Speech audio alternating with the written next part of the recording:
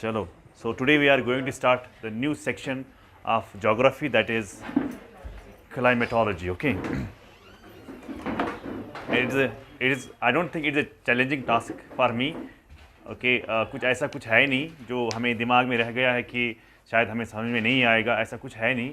बिल्कुल थोड़ा सा आप क्या करना है कि जब हम ज्योग्राफी, इंडियन ज्योग्राफी पढ़ते थे तो आप फैक्चुअल्स को ज़्यादातर फोकस करते थे। जो ही हम क्लाइमेट पर आए थे, कौन सा क्लाइमेट? इंडियन क्लाइमेट, है ना। थोड़ा सा हमें समझना पड़ा था, बस सिमिलरली बस वही समझना है, थोड़ा सा दिमाग खोल के रखना है, अदरवाइज और कुछ है ही नहीं, बिल्कुल वही है।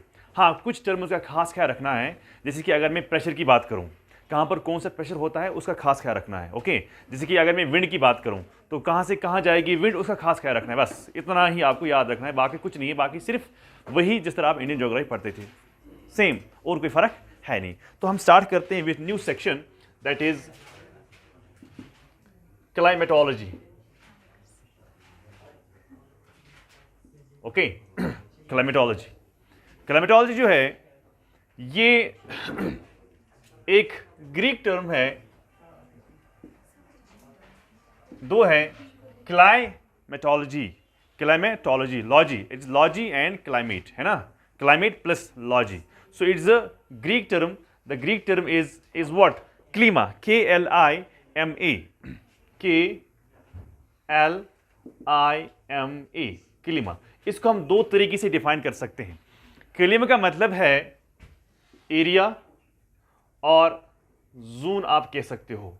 ओके, या हम कहते हैं इट्स इंक्लिनेशन,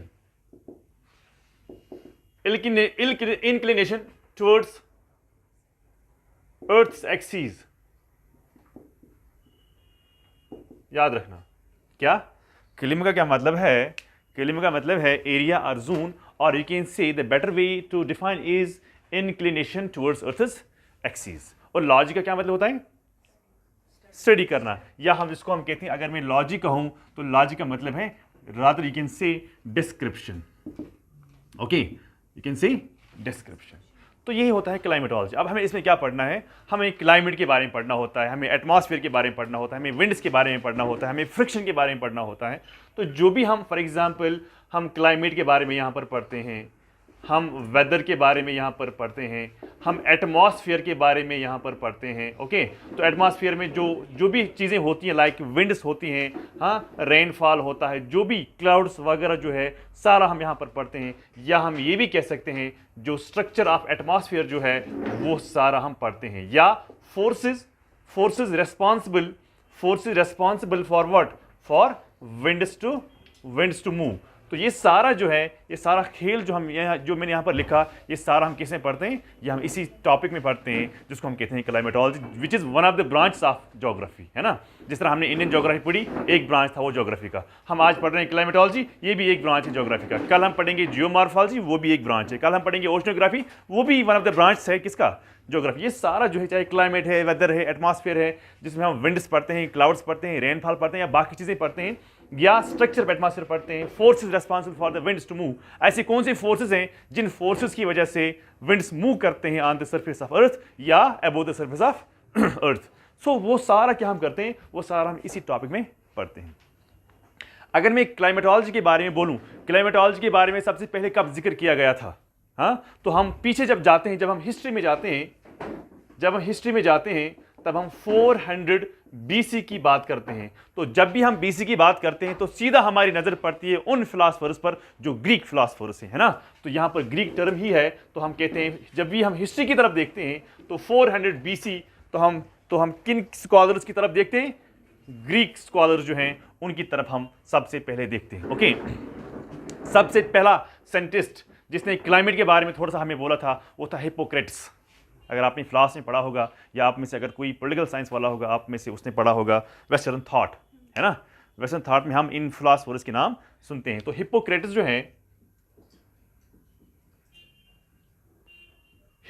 हैं वो पहला बंदा था जिसने हमें क्लाइमेटोलॉजी के बारे में बोला था। उसने क्या बोला था? उसने 3 प्लेसों का नाम यहाँ पर, 3 चीज़ों का यहाँ पर जिक्र किया था। तो नंबर 1 यू कैन राइट, उसने कौन कौन से जिक्र किए थे? Air,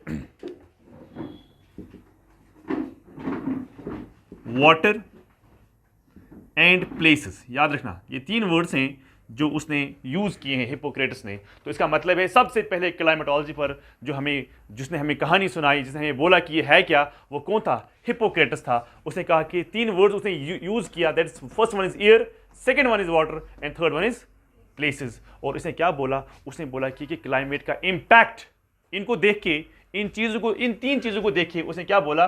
what is the impact of climate on health। याद रखना, यही वो बंदा है जिसने कहा कि क्लाइमेट का क्या असर रहता है हेल्थ पर। और 400 BC में उसने पहला रिटन डॉक्यूमेंट दिया। याद रखना, 400 BC में उसने पहला रिटन, ये ऐसी एक खबर उसने नहीं सुनाई, उसने हमें दास्तान नहीं सुनाई, बल्कि उसने रिटन कंसेंट दिया, रिटन डॉक्यूमेंट उसने दिया। रिटन डॉक्यूमेंट उसने हमें यहां पर दिया। इस रिटन डॉक्यूमेंट में क्या था? यही लिखा था कि एयर क्या है, वाटर क्या है, प्लेसेस क्या हैं। और उसी ने इसमें साथ साथ हमें कहा कि इनका क्लाइमेट का इंपैक्ट हमारे हेल्थ पर क्या है। तो पहला written document regarding climatology was given by Hippocrates in 400 BC। यहां तक सबको क्लियर? वही चीज जो आप यहां पर एयर देखते हो, जो आप यहां पर वाटर देखते हो, जो आप यहां पर प्लेसेस देखते हो, वही सारा चीज ये है। क्लाइमेट, वेदर, एटमॉस्फेयर, विंड्स वगैरह वगैरह जो है, ये सारा इसी में हम पढ़ते हैं। तो इसी के रिलेटेड जो पहला डॉक्यूमेंट था वो दिया था किसने? ओके, सो ये था डॉक्यूमेंट। तो हम बोलते हैं फर्स्ट कंपोडियम, यानी एक बुक के फॉर्म में सबसे पहले क्लाइमेटोलॉजी के बारे में किसने दिया था? ये था written document. So you can write next point. यहां तक क्लियर? हाँ, यस प्लीज। फर्स्ट कंपीडियम, जो फर्स्ट कंपीडियम था regarding climatology, regarding climatology was given by the person called Aristotle। Okay, तो उसका टाइटल क्या रखा था? असल में वो क्या था? वो असल में था मेटीरियोलॉजी के लिए। मेटीरियोलॉजी के लिए। तो ये क्या होता है मेटीरियोलॉजी? जो स्टडी क्या करता है? वेदर करता है ना। हाँ, उसने क्या कहा? उसने बोला कि जो साइंस है, साइंस ऑफ वेदर, याद रखना, उसने बोला मेटीरियोलॉजी जो है it's a science of weather. ये साइंस ऑफ वेदर जो है, इसको हम कैसे स्टडी करते हैं, ये कैसे इन्फ्लुएंस हमारी सोसाइटी में करता है, ये हम पर कैसे इन्फ्लुएंस करता है, तो वो सारा जो है वो सारा किसने दिया था? एरिस्टोटल ने। और यही अगेन वो ग्रीक्स हैं जिन ग्रीक्स ने पूरे अर्थ को 3 लैटिट्यूडनल जोन्स में डिवाइड किया गया था, जो मैंने आपको ऑलरेडी पढ़ाया है। सो हम कहते हैं ग्रीक्स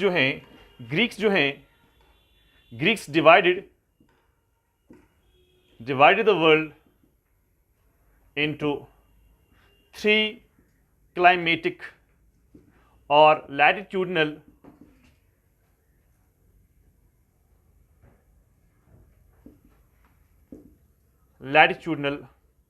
zones। याद रखना, it's Greeks again who divide the whole world into 3 climatic zones। जो मैंने आपको ऑलरेडी पढ़ाया था कि अगर हम ऐसी अर्थ बनाएंगे तो this is equator, this is tropic of Cancer, this is tropic of Capricorn. तो ये वाला इलाका जो है, this area receives more direct sunlight, है ना।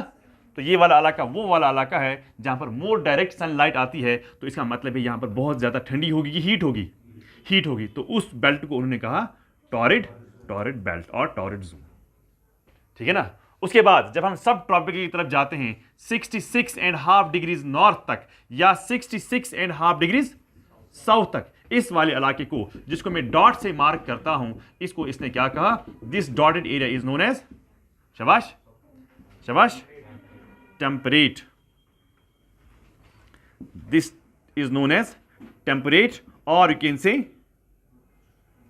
मॉडरेट जोन और मॉडरेट बेल्ट, है ना। उसके बाद जब हम थर्ड देखते हैं, थर्ड वाला कौन सा है? थर्ड वाला ये वाला एरिया है, थर्ड वाला ये वाला एरिया है। क्या ये ठंडा इलाका है कि गर्मी वाला इलाका है? ऑब्वियसली ठंडा इलाका है। तो कितना ठंडा है? ज्यादा ठंडा कि कम ठंडा? ज्यादा ठंडा। तो हमें घर में क्या होता है? फ्रिज। तो इसको बोलते हैं फ्रिजिड जोन। क्या बोलते हैं? फ्रिजिड जोन इसको बोलते हैं। अच्छा, ठीक है ना, यहां तक क्लियर सबको? हाँ, सबको क्लियर? तो ये बात आपको दिमाग में रखनी है कि हमें क्या है और क्या नहीं है। ओके, अब हम बात करते हैं जो हमारा असली टॉपिक है। This is all about history. So असली टॉपिक जो है हमारा क्लाइमेटोलॉजी में सबसे पहले हम पढ़ते हैं एटमॉस्फेयर। व्हाट? एटमॉस्फेयर।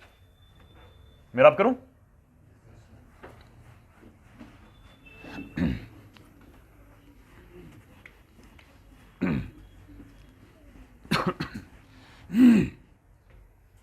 सबसे पहले जो हम एटमॉस्फेयर क्लाइमेटोलॉजी जो पढ़ते हैं, that is what is known as atmosphere. Atmosphere हम किसको कहते हैं, है ना? किसको कहते हैं बाय द वे? हाँ, blanket of air which surrounds our earth. तो हम कहते हैं, ऐसे भी हम इसको समझ सकते हैं, बिल्कुल वो सही बात है। हम कहते हैं कि एटमॉस्फेयर जो है ये एक डायनेमिक मिक्सचर ऑफ गैसेस होता है। याद रखना, क्या? It's a dynamic mixture of gases. और इन्हीं गैसों ने हमें क्या किया है? एनवेलप किया है। क्या किया है? Envelope our surrounding.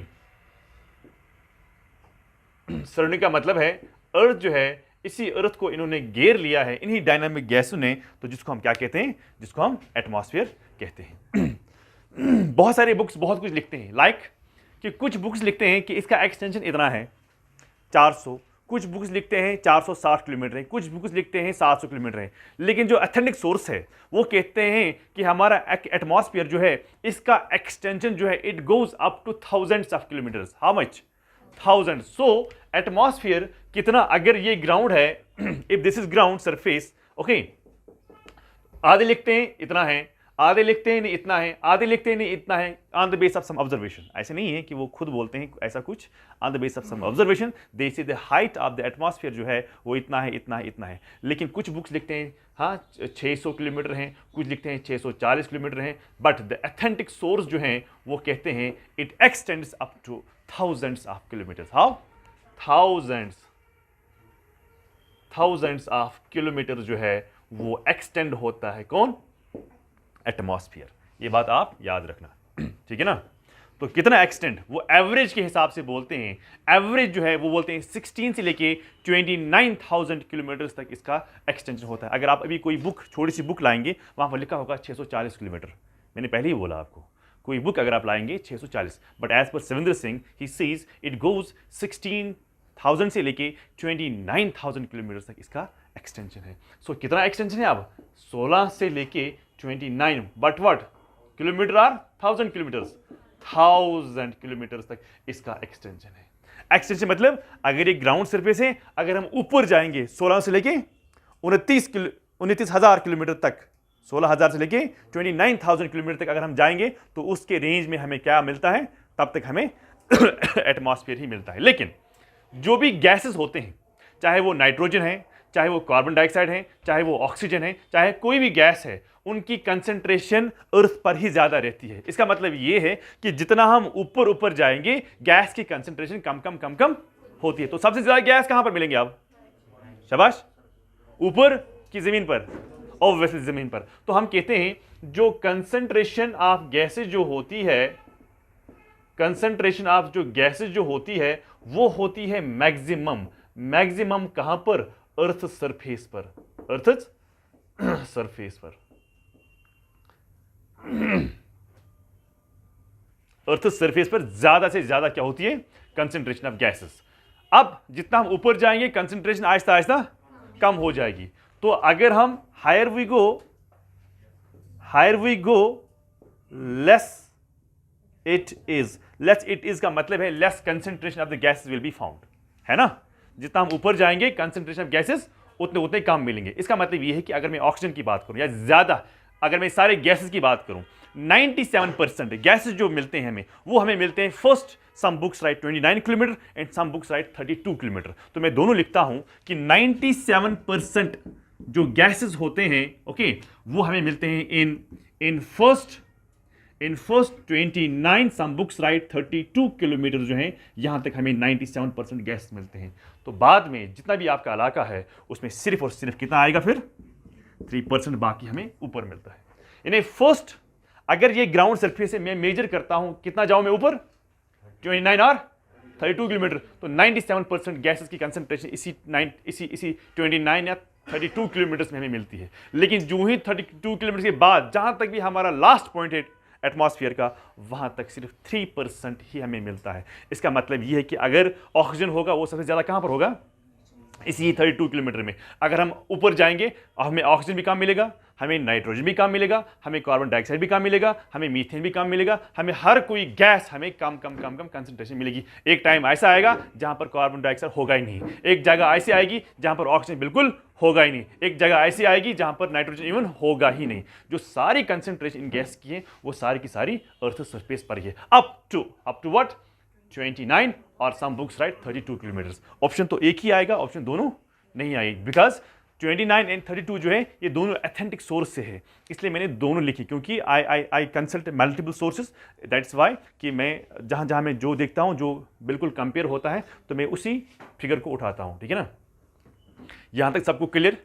हाँ, अब मुझे ये बोलो, जहां पर गैसेस ज्यादा होंगे, बस इसी चीज को आपको दिमाग में रखना है, जब तक मैं क्लाइमेटोलॉजी खत्म करूं तब तक आपको दिमाग में ज्यादा रखना है, यही बात याद रखनी है। प्रेशर की बात नहीं करता हूं, प्रेशर कहां ज्यादा होगा, अर्थ सरफेस पर कि ऊपर? क्यों? जहां पर गैसेस ज्यादा होंगे एटमॉस्फेरिक प्रेशर वहां पर ज्यादा होगा, जहां पर गैसेस कम होंगे वहां पर एटमॉस्फेरिक प्रेशर भी कम होगा। अब मैं आप ही मुझे समझा, जहां पर ठंडी होगी वहां पर कौन सा प्रेशर होगा, जहां पर गर्मी होगी वहां पर कौन सा प्रेशर होगा, लो प्रेशर। इसका मतलब ये है, मैं आपको ऐसे ही समझा सकता हूं, जो मैंने आपको ऑलरेडी समझाया भी था, वो ये है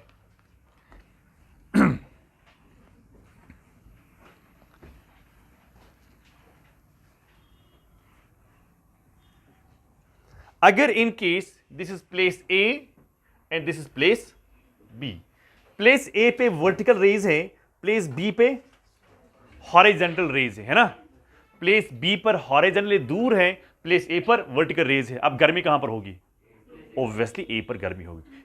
समझ सबको समझ में आ रहा है? अब जो यहां की कॉलम ऑफ एयर होगी और जो यहां की कॉलम ऑफ एयर होगी, मुझे ये बोलो कि इन दोनों कॉलम ऑफ एयर में से कौन सी कॉलम एयर होगी जो भारी होगी? बी वाला होगा, ये भारी होगा। ये क्या होगा, हल्का। हल्की चीज कहां जाती है, जब हवा खुद ही ऊपर गई, ये हवा उधर ही रह गई, जो ही ये हवा यहां से निकली, यहां पर क्या रहा, अब वैक्यूम, वैकेंसी रही, ये अपना दबाव यहां पर डालेगी नहीं डालेगी, तो कौन सा प्रेशर होगा, शाबाश, तो यहां पर होगा लो प्रेशर। क्यों? जहां पर भी हीट होती है वहां से कॉलम ऑफ एयर भाग जाती है, तो कौन सा दबाव डालेगी? मैं यहां पर बैठा हूं, समझना, मैं यहां पर बैठा हूं, क्या मैं वहां पर बैठा हूं ना, जहां पर मैं बैठा हूं वहां तक मैं, तब तक मैं अपना दबाव यहां पर डाल रहा हूं। मैं वहां पर नहीं बैठा हूं तो मेरा दबाव वहां पर। अब मुझे बोलो, यहां पर हाई प्रेशर है इस जमीन पर जहां पर मेरे पैर हैं, कि जहां पर मैं हूं नहीं, कि वहां पर हाई प्रेशर है जहां पर मैं हूं? मेरा दबाव कहां पर है, इधर जहां पर मैं हूं, यहां पर तो मैं है नहीं हूं, तो यहां पर मेरा दबाव भी नहीं रहेगा। तो यहां पर मैं हूं तो मेरा दबाव यहां पर है, यहां पर मैं हूं तो मेरा दबाव यहां पर रहेगा, यहां पर मैं नहीं हूं, यहां से भाग जा रहा है, तो यहां पर दबाव। इसका मतलब हम यह भी निकाल सकते हैं कि जहां पर हीट होगी, ये क्यों भाग गई, बिकॉज ऑफ लेस डेंस। क्यों लेस डेंस होगी, बिकॉज ऑफ हीट। तो जहां पर हीट होगी वहां पर कौन सा प्रेशर होगा, लो प्रेशर। जहां पर क्या होगा, जहां पर कोल्ड होगा वहां पर क्या होगा, वहां पर हाई प्रेशर होगा। यहां तक सबको क्लियर? किसी को कोई दिक्कत नहीं? क्योंकि मैं हाई प्रेशर और लो प्रेशर 1000 बार आप यूज करूंगा, फिर कल आप ये नहीं बोलेंगे सर यहां पर क्यों हाई प्रेशर, यहां पर क्यों लो प्रेशर है। मैंने पहले ही बोला, जहां पर ठंडी वहां पर कॉलम एयर भारी होती है, वो वहीं रहती है ना। मैं ठंडा हूं,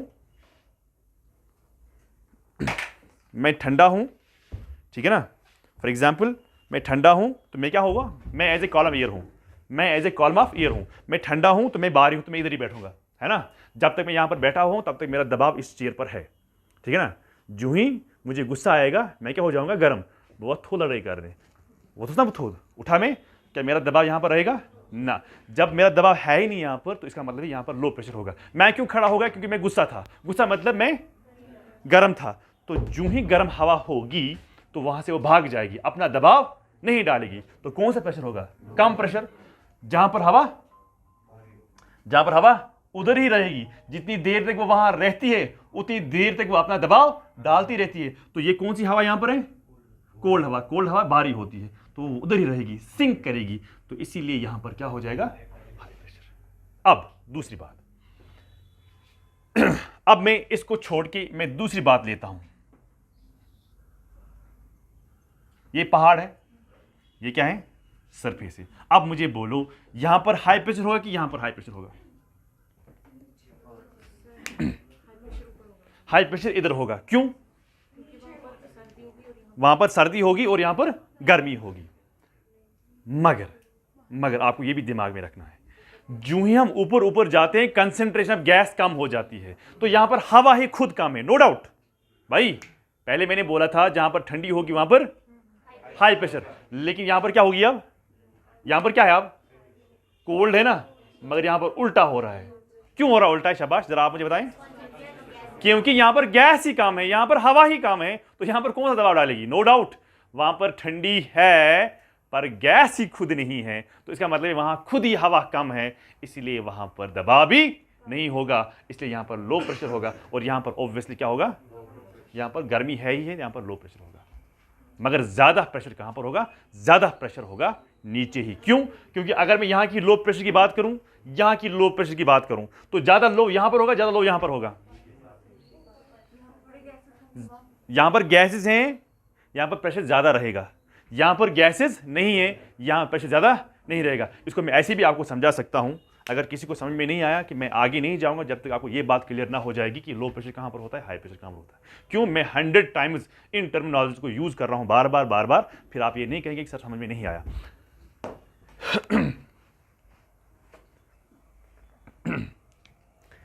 अगर ये पहाड़ है and this is water body, है ना, इसको हम क्या कहते हैं? सी लेवल, है ना, सी लेवल। तो ये सी लेवल है। अगर मैं सी लेवल की बात करूं, यहां पर कौन सा प्रेशर होगा? अगर मैं कुछ हाइट पर जाऊं, कुछ और हाइट पर जाऊं, कुछ और हाइट पर जाऊं, कुछ और हाइट पर जाऊं, मुझे ये बोलो सबसे ज्यादा प्रेशर कहां पर होगा? सी लेवल पर। सी लेवल पर सबसे ज्यादा होगा, मैक्सिमम यहां पर होगा, तो मिनिमम कहां पर होगा? मगर हमें दिमाग में ये बात आ रही है कि जितना ऊपर ऊपर जा रहे हैं ठंडा हो रहा है कि नहीं हो रहा है? तो ठंडा जहां पर होगा वहां पर कौन सा प्रेशर होगा? तो यहां पर ठंडा है कि यहां पर ठंडा है? ऑब्वियसली यहां पर ठंडा है, तो हाई प्रेशर कहां पर होना चाहिए, लेकिन है कहां पर? क्यों वहां पर है? हाँ गो, यहां पर इसका मतलब है गैसेस जो होते हैं, gases are less than sea level. बस ये बात अगर आपको दिमाग में आ गई, क्लाइमेटोलॉजी सारी दिमाग में बैठ गई। बात क्लियर? किसी कोई दिक्कत? जो नए हैं कोई दिक्कत हो रही है? बिल्कुल भी नहीं, होनी भी नहीं चाहिए, है? चलो ये बात क्लियर सबको? मैं चलूं आगे। तो सबसे ज्यादा प्रेशर जो होता है वो होता है सी लेवल पर। और कितना होता है? कभी कभार क्वेश्चन आता है 1034 क्या? हाँ स्क्वायर सेंटीमीटर, है ना। 1034 स्क्वायर सेंटीमीटर यहां पर प्रेशर होता है। किसका? दबाव होता है। किसका? हवा का। तो सबसे ज्यादा कहां पर होगा दबाव? सी लेवल पर। जितना ऊपर जाएंगे दबाव क्यों हो जाएगा कम? दबाव गैसेस कम ही है। जब खुद ही गैस कम है तो दबाव क्या डालेगी? नो डाउट वहां पर ठंडी है, लेकिन गैस ही कम है, तो कौन सा दबाव डालेगी, है ना। अच्छा, हम कहते हैं जिस तरह लिथोस्फीयर बहुत ही इंपॉर्टेंट है, जिस तरह हाइड्रोस्फीयर इंपॉर्टेंट है, हाँ, है ना, उसी तरह हमारा एटमॉस्फेयर भी एक integral part of the earth है। तो हम कहते हैं कि अगर हम बात करेंगे लिथोस्फीयर की, लिथोस्फीयर मतलब लैंड, शाबाश, रॉक स्फीयर। अगर मैं लिथोस्फीयर की बात करूं, लिथोस्फीयर मतलब रॉक स्फीयर, ओके, लिथोस का मतलब है रॉक। लिथोस्फीयर की बात करूं, अगर मैं hydrosphere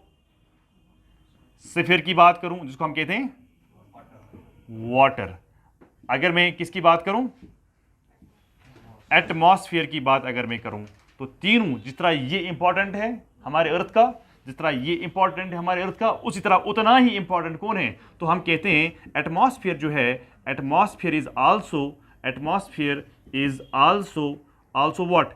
N integral part of earth. याद रखना, जितना ये इंपॉर्टेंट है उतना ही ये इंपॉर्टेंट, उतना ही ये इंपॉर्टेंट है, इक्वल 100%, ओके, या 33%, जितना ये इंपॉर्टेंट है उतना ये इंपॉर्टेंट है, जितना ये इंपॉर्टेंट है उतना ये इंपॉर्टेंट है, जितना ये इंपॉर्टेंट है उतना ये भी इंपॉर्टेंट। सो एवरी पार्ट जो है वो इंपॉर्टेंट है हमारे अर्थ का। तो हम ये नहीं कह सकते lithosphere is more important, hydrosphere is more important than other spheres, ना, all are important and atmosphere is also an integral part of what, earth's surface. अब कभी कभार क्वेश्चन ये आता है कि अगर एटमॉस्फेयर बहुत थिन होता है एज कंपेयर टू लिथोस्फीयर, है ना, तो ये क्यों नहीं भाग जाता है, ये क्यों नहीं अलग हो जाता है? तो we know because of gravity it is in contact with earth's surface. यानी क्यों रहता है अर्थ के साथ, ये क्यों नहीं भाग जाता? अगर अर्थ इतनी स्पीड से घूम रही है तो एटमॉस्फेयर भी घूम रहा है, तो फिर एटमॉस्फेयर ही क्यों नहीं भाग जाता है, किसी और स्पेस में चला जाता है? तो इसका क्वेश्चन सिंपली ये है कि no doubt the atmosphere is thin but because of the gravitational effect it is in contact with the, क्या आप लिखेंगे? No doubt, you can write next point, no doubt atmosphere is thin. No doubt, atmosphere is very thin, but it is in contact with Earth's surface. No doubt. No doubt. Atmosphere is very thin, but it is in contact with Earth's surface because of gravity. Now, next point is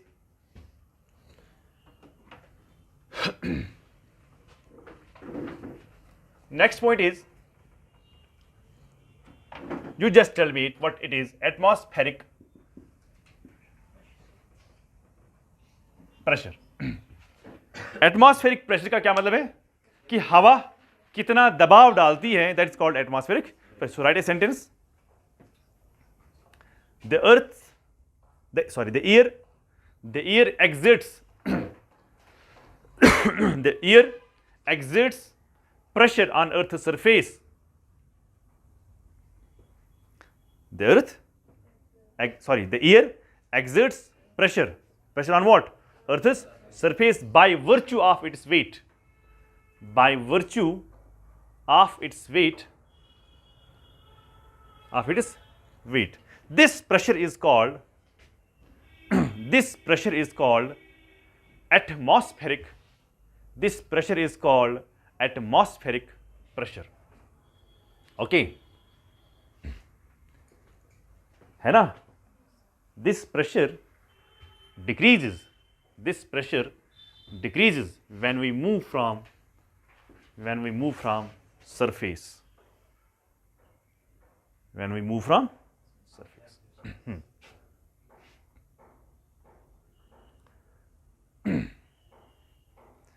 यहां तक सबको clear? सबको कोई दिक्कत नहीं है ना? अगर दिक्कत हुई तो मैं फिर से बोलूंगा, आगे जाने की जरूरत नहीं है। बोलो, हमारा पूरा रमज़ान हमारे पास ही है, पूरे रमज़ान को पढ़ना है। बोलो जी, फिर मैं आगे जाऊंगा।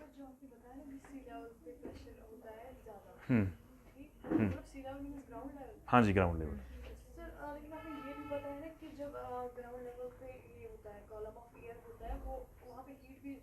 बहुत ज़्यादा होती है। मैंने कहा कि सी लेवल की मतलब हम बात करते हैं जहाँ पर पानी होता है ना? पहली बात तो वही है। हम सी लेवल क्यों कहते हैं, ओशन लेवल क्यों नहीं कहते हैं? Because all seas are connected to each other, इसलिए हर जगह सी की लेवल सेम होती है। फर्स्ट पॉइंट, हर जगह हम सी लेवल क्योंकि हम क्यों नहीं कहते हैं रिवर लेवल, हम क्यों नहीं कहते हैं ocean level? Because all the seas are connected to each other, और हर जगह जहाँ पर आप दुनिया में जाएंगे वहाँ पर सी की लेवल एक ही होगी। ठीक है ना? अब मैंने कहा कि ये वाटर बॉडी है ना, इसको हम कहते हैं सी लेवल, कहते हैं ना? सी लेवल इसको नहीं कहते हैं, this is not sea level, this is bottom of the sea. जो पहला सरफेस लेयर आप देखते हो ना पानी का, that is called sea level, है ना? अगर मैं सी लेवल की बात करूं, फिर मैं अगर मैं ऊपर जाऊं, कितना ऊपर जाऊं? 1000 किलोमीटर जाऊं ऊपर, ठीक है ना? तो जो सी लेवल होती है, यहाँ गर्मी तो होती है, no doubt, it is plain area, लेकिन on the other hand gases जो होते हैं वो यहाँ ही होते हैं ज़्यादा। जब गैसेस यहाँ पर ज़्यादा होते हैं तो ऑब्वियसली यहाँ पर गैसेस ज़्यादा होंगे तो वो अपना दबाव वहाँ पर ज़्यादा ही डालेंगे, लेकिन जब वो गर्म हो जाएंगे फिर वो ऊपर जाएंगे ऑब्वियसली। लेकिन जब हम खुद ऊपर जाएंगे, एक होगी कॉलम ऑफ एयर खुद ऊपर जाना, दूसरे हो गए हम जब ऊपर जाते हैं, जब हम जाएंगे इधर एज ए ह्यूमन बीइंग, हम जाएंगे इधर, हमें यहाँ पर उतना दबाव प्रेशर नहीं होगा। जब और जाएंगे ऊपर तो और दबाव कम होगा, जब और ऊपर जाएंगे तो और दबाव कम होगा, जब और ऊपर जाएंगे तो और दबाव जितना हम ऊपर ऊपर जाते हैं उतना दबाव कम रहता है। क्यों? क्योंकि यहाँ पर गैस है, यहाँ पर इतना गैस है, यहाँ पर इतना गैस है, यहाँ पर इतना गैस है, यहाँ पर इतना गैस है ना। तो जी बड़ा जी है, छोटा जी और छोटा जी है ना। तो जितना हम ऊपर ऊपर जाते हैं उतना गैस की कंसंट्रेशन कम होती है, इसीलिए सबसे ज़्यादा गैस कहाँ पर होंगे? नो डाउट गर्मी भी यहाँ पर ज़्यादा होगी, मगर सबसे गैस कहाँ पर होंगे? ज़मीन पर होंगे। इसलिए सबसे ज़्यादा दबाव कहाँ पर हवा डालेगी? ज़मीन पर। इसलिए हम कहते हैं सरफेस जो सीज लेवल होगी वहाँ पर सबसे ज़्यादा दबाव डालेगी। ठीक है ना। यहाँ तक सबको क्लियर? अब हम देखते हैं कंपोजिशन। एटमॉस्फेयर में है क्या?